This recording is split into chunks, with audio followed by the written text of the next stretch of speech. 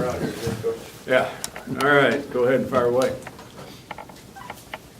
Talk about Teddy Bridgewater and his development since the day he arrived, the person he is now, and how much further he is.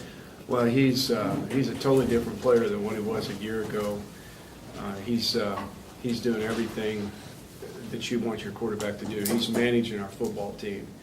He's managing situational football, which a year ago he didn't do. Just, you know, he played, but he didn't manage the game the way he's managing it now. And those are situational things like red zone football, 2-minute, third down, nickel downs. He does all those things now like a pro.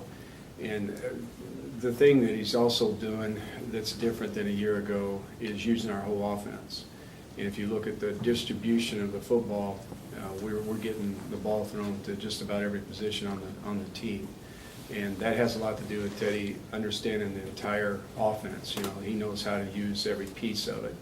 And then, probably the area that he's really grown a lot in is just managing the pocket. You know, he's been able to, limit sacks with his ability to use his check down and use his system, as well as get outside the pocket and make some plays. So he's just grown leaps and bounds. So we did a winter evaluation, or scheme evaluation, in February last year, and there was some definite places that he needed to grow, and it was only, logical that he did because he was a freshman. And he really embraced everything I asked him to do, and he put in the time, and he's found his way into being, I think, a great quarterback. They say his work ethic is unparalleled. It is. He's I think number one thing you have to do as a quarterback is you have to be willing to work outside the field or off the field and outside the classroom that, in a season. Your off season is the most important part of your life as a quarterback. And I know that as a quarterback coach. I've known that's I think is critical. And Teddy has embraced that. He's bought that idea because he really, in the long and the short, he wants to be a great player. And he's going to will himself into that. I think he is right now. And, the really cool thing about Teddy is his humility. You wouldn't know that. He just keeps working. And he knows that he's got a lot to improve on. I think, he's had some great games. He's really played well. And I don't want to say upset, but he always looks at, I could have done this better. And then he goes out and works on it, and next week it doesn't happen again. So he's a remarkable human being in terms of his character. What else do you like about the offense at this point, Shawn? I really like the way that, the kids have done a nice job of gravitating everything we've asked them to do. We've asked them to, number one, learn our system and know it to detail. We want our pass concepts or run blocking patterns to look like the drawings in the book. That's what we refer to as clean football, and they're playing clean football. We played really well this past weekend, had a lot of clean football, and I just like the way we've grown. They've everything we've asked them to do, they have responded to. So they've been a remarkable group that way. I'm talking every one of them. And then guys, we have a saying here in this room that there are no free rides. Backup players have to be, we train our backup players to be starters. And we've had some guys who've had to step up, and then guys who have, because of injury. And then we've had some guys who have evolved into, when called upon, they've made significant plays.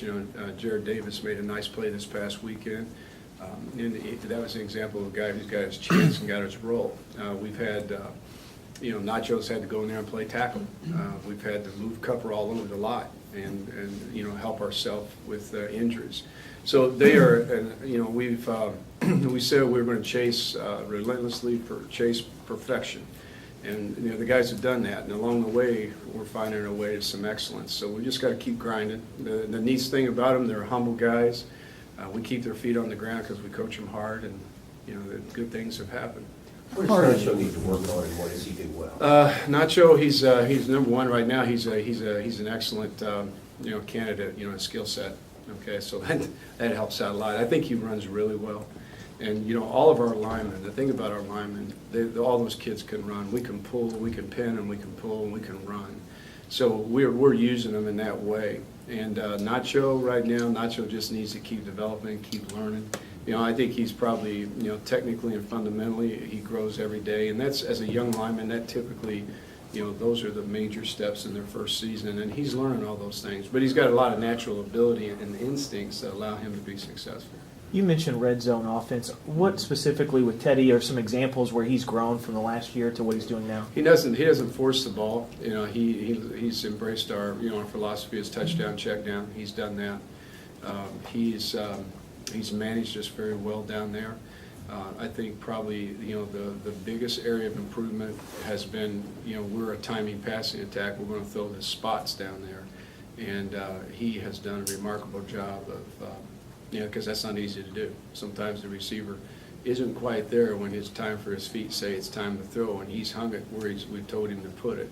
And that's why we're having success down there, because he's really become a target thrower down there. How hard is it for a guy like Kupper to move around? I mean, is it a difficult thing? Anybody in America would be. I think any lineman in the world would tell you that it's hard to go. You got to think about this. We're a left and right-handed stance team. So he goes left-handed and right-handed and plays both guard and tackle, and has played center. He's played every position on the field for us this year at some point in some time.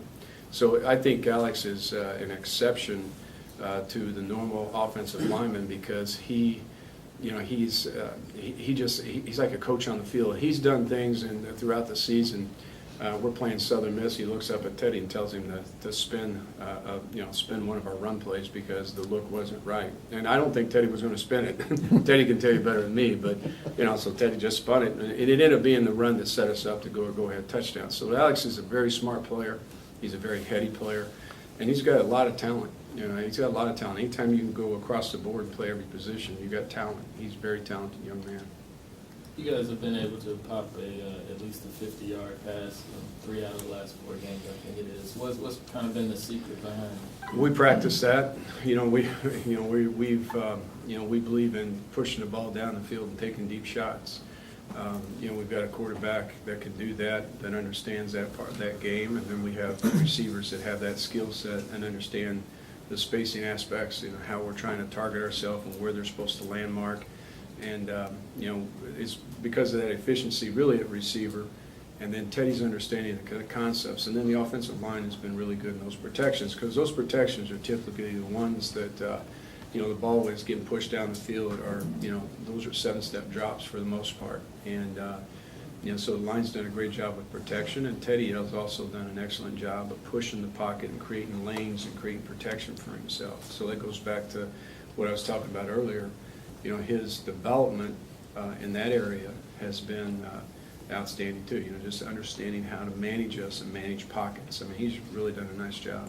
From an offensive perspective, what does Syracuse present to you guys from? They do a really nice job. They're a multiple defense. They have a lot of different blitz concepts. I think they'll always blitz by opponent. Which I know there'll be things that they'll have for us that we haven't seen that they're going to try to use to stop things that we do. Then it's just, it's up to us. We've got to do a great job at changing our look. We change our look every week to make people chase us, so hopefully we'll create some doubt on our end about what we're going to come out and what we're going to do. You've been through a lot weather-wise all year. What's it going to be like to know it's not going to rain? Coach G doesn't have to give us a weather report this week, and that's good, because his weatherman has been rainy lately. Now, it's nice to be able to go inside. It'd be nice to be able to go inside and play where we don't have to worry about the conditions, because in the back of my mind, I'm always concerned about the weather when it rains because of the passing game, because that's a huge part of our personality. And we want to have the ability to push the ball down the field. And, this week we won't have to worry about that. We'll have to be concerned with, a good defense that, has nice – these guys do a really nice job with their blitz packages, and we got really good players doing it. I think they're a very improved football team. As an offensive coordinator, to judge your team, do you have standards for yards per play, yards per game, completion percentage, points per game? We have all kinds of stuff like that. We really have taken what we call championship level football And, you know, for example, I think one of the key stats that doesn't get statted enough is what you do on normal downs, winning normal downs, 4 yards or more, so that third downs are, you know, obtainable or easier. You know, you're looking at 3rd and 2 or 3rd and 1 as opposed to 3rd and 12. You know, so, you know, winning normal downs is huge. You know, if you guys, that chart right up there is, you know, we live off of that. You know, winning, dominating in the red zone, winning on money downs, which are nickel downs. All those things are key to us winning. I think the normal down part of the equation has been what we've been really good at, and it's put us in obtainable third downs. And then, you know, that translates into moving the ball. Then we get in the red zone, we have to dominate and score. So that's, we've you done a want to good job of average that. 4 yards per play the first 2? Yeah, yes. Are you that's doing the that? goal. You know, it depends on the game. By and large, most of the games this year, we've hit that goal. There has been, off the top of my head, there's been 2 times, or actually 1 time that I can remember that we didn't. Which game was that? I'd have to go out there and look at that chart. It was actually, it would have been, I'm trying to think now, it might have been the South Florida game, if I'm not mistaken. But we've been pretty good at that. And, you know, if you can stay in normal downs, and that really helps you. Because we want to be a team. If you ask me what area do you want to lead the country in time of possession, because that makes our defense better. That means we're chewing up chain, chewing up clock, and we're doing just that. We're dominating normal downs, and we're converting short third downs. So it's all about possessing the ball. It's no Did you secret watch that you it? all aren't getting a lot of respect, even at 9-0. There's 2 SEC teams with 2 losses ahead of you in the BCS. Do you feel like your offense could move the ball on any defense? I mean, the SEC's kind of held in such high regard, but do you feel like if you get that matchup somewhere down the road, that you're going to be able to? Well, I think we'd all be excited just to, you know, have an opportunity to play in a game like that. You know, but really, honestly, around here, we don't concern ourselves with things that we have no control over, which that's one of them. You know, how people vote in the polls and what computers say. We really don't have any control over that, so we don't worry about that. We worry about the things that we can control, which are, you know, putting a scheme together that does the things we're talking about, winning on normal downs, winning on third downs, winning in the red zone. So, you know, we really concern ourselves with keeping the main thing, and that's moving the ball and scoring points. So we don't get caught in all that mess. So we really don't. And the kids have been unbelievable. They don't, you know, they don't get caught up in it, you know, much. They want respect, and that kind of drives them, and there's a hunger there for that. There's no doubt about that. And same thing for us. But then at the same time, when the dust settles, what's important? Taking care of our business. We got to take care of us. So that's what we do. But as a competitor, like Saturday night, did you watch any of the other games and look at Always it, kind watch of it, yeah. sizing yourself up? Like, I always watch them, yeah. Yeah. You know, yeah. It's I would, you know, I really think we have a really good football team. We really do, and we have a lot of explosive parts, elements in our offense. You know, offensively, our receiving core, our backs. I think we have a great offensive line. We got an unbelievable quarterback. I think, you know, if you just simply go about doing your business, all those good things, you know, in terms of people earning respect for you, they'll notice you in the end. So really what matters is how we finish. So that's what we've really focused on. You've talked a lot about. Welcome the pressure from Syracuse? Almost with the Yeah, same scheme you've got. you know what, quarterback you've got. we see it every week, you know. And the nice thing about our guys, they're raised on it because, you know, Vance, and he's a very pressure-oriented defense, so we're raised on that. And we're okay with it. You know, we just, you know, it's our job to put together a scheme that'll allow us to attack that, and then our kids got to go out and execute it. So, you know, we don't back down from it. We're kind of used to it. We've seen all kinds of defenses trying to stop, you know, Teddy, stop the pass game. You know, we just put together a week where it's sound. Shawn, you talked a lot about Teddy and getting the ball to different guys. I mean, most teams, a guy will catch 8 or 9 balls. You've got 8 or 9 guys catching 2 or 3 balls. Right. What does that say about the receiving core? Devontae's most catches this year is 4. I mean, Eli's got 6 in one game and nobody else with more. What's that say about those guys? Unselfish. You know, they're into us. They're not into them, which is the culture in this building. It's never about, you know, the individual. It's about the team. And it just says the job that Charlie's done. You know, and what the kids have bought into it. I mean, we win. We do everything we do here. We do it as a team. We don't do it as offense or defense or an individual. It's about a team. And when we put together a plan, it's about doing it as a team. A year ago, we played West Virginia. We had to keep them off the field. There's a certain style of doing that, a certain style of defense. We coordinate the two together, add special teams to it, and we found a formula for success. So the kids are into it. They're not into them. They're into us, and that makes it real easy. Sort of following up to that, oftentimes it seems a quarterback will have one guy in particular that he's kind of got a special bond with, or go-to guy, whatever you call him, but that doesn't appear to be the case. Is there a guy like that with Teddy? No, not Teddy. I think, Teddy would tell you that he just, what he does. I challenge him every week to be an operator. His job is to be an operator, and to operate means that our schematically we're set up to attack the structure of a defense, and then that's what he does. So he has to have blinders on as to who he's throwing to, and it really doesn't matter. What we try to do as coaches is we try to target those people at doing things that they do best in those formation structures, and that's how we target them. So we put together a plan that does that somewhat, but the nice thing about us, we don't have just 2 or 3 guys to do that with. We've got about 5 or 6 that we have to do that with, just in the receiving core. Then you add the backs and you add the tight ends. We've got a pretty good skill set to play with. Hubble had a good catch and run last week. Could you talk about his progress and what kind of appealed to you about him when you recruited him out of JUCO? Well, he was, he had a lot of length and he could run, which we saw Saturday.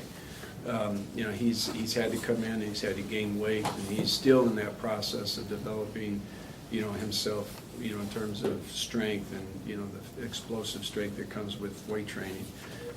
Still a work in progress, but the things he has is he has he's long, he's got length, and he can run. He's got great hands, and he really showed out Saturday, came along, and that's kind of what we expect of him. He's done those things in practice, and he's that type of tight end. I think as he develops here, as he continues to grow and mature physically, he'll be a real force to be reckoned with. Charlie talked about there was a change that was made this season with your practice plans to add more red zone situations. Yeah. Can you talk about the reasoning on that and the details behind it? Yeah, Charlie did a very smart thing. When we sat down, we do offensively and defensively in February, we do a scheme evaluation. And what that does is it forces us to be really critical about us. And the beautiful thing is no one's got thick skin or thin skin around here. Everybody's pretty thick-skinned and really want to do, do well, do the right thing. So when we sat down and we looked at us on both sides of the ball, we needed to be better and maximize your opportunities in the red zone. So we approached the red zone. I mean, we practice red zone relentlessly. I mean, we're in the red zone. We're in the red zone Sunday. We're in the red zone, which is a practice day for us. We're obviously Monday's off. We're in the red zone both Wednesday and Thursday. So, we're 3 days in the red, and then, nickel downs was another area, and we're in those areas. We'll do those areas on Wednesday and Thursday. So, we hit it hard, and we emphasize it. Now, during training camp, we might be in those areas, every other day. So, in a 6-day work week, it's 3 and 3. So we spend a lot of time in training camp, a lot of time in spring ball, and then obviously in our preparation weeks, we're doing the same thing. And what have you seen in terms of the production that's built? And have you ever been around a football team that's been this productive in the red zone? No, what we've done is, because of the emphasis, our kids are really comfortable down there. There's a certain style of offense that I personally believe in down there, both run and pass, and we had to teach that. And philosophically, you have to teach it, you have to rep it, you got to get in their DNA and their blood. And one of the things that's really important is being able to, understand the spacing aspects. When the field shrinks, the timing and spacing now goes on the side of the defense. So we have to out-explode the defense. And in order to do that, there's a certain style of passing attack as an example. So what we've done is, we've gone down and practiced and practiced and practiced and practiced and practiced, and now it's in our DNA. It's amazing. The touchdown throws Teddy had on Saturday, he's throwing to every spot on the field he's supposed to, and the receiver isn't there, but the receiver does show up. So we've done a really nice job, I think, of emphasizing it, one. Secondly, the kids have done a great job of understanding it, you know, how do they have to function down there, and then it's come out in pretty good football play. Shawn, Charlie said he was shocked this team is 9-0. Are you as well? You know, I thought, honestly, you know, our best football was a year away. I really did. I knew we'd be good this year. I really did. There was a feeling in the building and a confidence. You know, when a team, you can feel it in a team when a team has confidence, you know, and they're growing and becoming a team. I felt like we were becoming a team, and I thought that would be a good season. To be where we're at today, a little surprised, yes, you know, because I really did think it was a year away from a great team. But there's unique individuals, unique character in our team. You know, there's just a lot of good chemistry. And that's where it really starts. It really honestly starts with character. And the character of the team has been outstanding. So those guys have, you know, they've exceeded our expectations. And, you know, they're hungry. They're just a humble, hungry bunch, which is what when we started our season as our slogan. That's what we want to be. And we've stayed that way. Shawn, when you lose in the week with Harrington and Butler, how much did you have to get in the week with those guys? Had they ever even been on that side? No, they never had been on that side of the ball until that Tuesday. Wow. So we had really Tuesday, Wednesday, and then, you know, Thursday to get them up to speed. So, you know, we had to be intelligent, we had to be smart, we had to manage it. First off, you know, Vance, and then Clint, and then, you know, BJ, offering those guys up as the next best bodies for us. Because in order to do the things we do, we need a tight end offense. We need to have multiple tight ends available. So they were unselfish and gave us those players. Then next thing we did is we put them in a role. We didn't ask them to know everything. We just asked them to know a role. And, you know, we're actually taking off. This will be week 3 this week, and we're able to do more with them now than we did then. And I think both players, they're quietly having great years on our football team. If you look at special teams, what they do on special teams, what they do on offense, what they do on defense now, I mean, those 2 kids are having great years. I mean, they can look back to the season and say that was a great season. And, you know, they have had to learn a lot, but they're football smart kids. And, you know, we were smart by not asking them to know everything. And we played them in those roles. And now, as I said, we're moving forward with them, and it's exciting because they both have a unique skill set.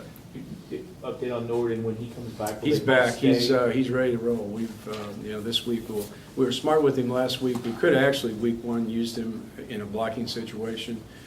Week 2 probably a little bit more of a blocking situation. Could have probably got more time, but by setting him down, we've been able to get him back where now he can do everything. And those guys will still stay.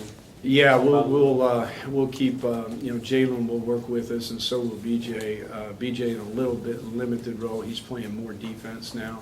And then Jalen will be in a role for us offensively. We love what he brings to the table. He brings a lot of thump. He's an athlete. As you guys know, he's in the area. He's you know, tailback. He did a lot of things. He's just an exceptional athlete. I think he has a real future as an H in our system. I'm not talking about Charlie specifically, I'm not talking about you specifically. Philosophically, as an assistant coach, a head coach is successful, his name comes up in job opportunities.